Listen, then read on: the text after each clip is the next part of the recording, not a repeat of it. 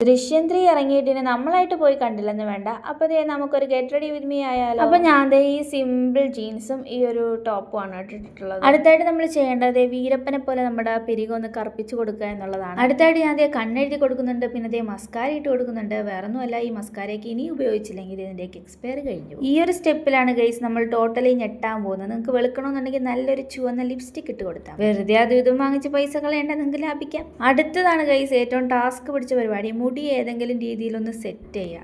കുറേ വെറൈറ്റികൾ ഞാൻ ട്രൈ ചെയ്ത് നോക്കിയെങ്കിലും അവസാനം ഞാൻ നമ്മുടെ +2 കെട്ടിക്കൊണ്ടുപോകുന്ന ആ ഒരു ചാത്തൻ സ്റ്റൈലില്ലേ, ആ സ്റ്റൈലിലാണ് കേട്ടോ മുടി കെട്ടിയത്.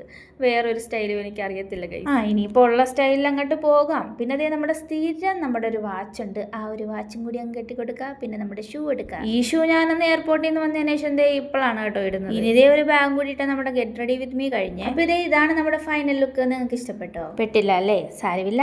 അപ്പോൾ ഞാൻ ദേ ഇനി പോയി നമ്മുടെ ജോർജ് കുട്ടീനെയും റാണീനെയും സഹദേവനെയും പ്രഭാകരനെയും ഒക്കെ കണ്ടിട്ട് വരാവേ. അപ്പോൾ ശരി, ടാറ്റാ.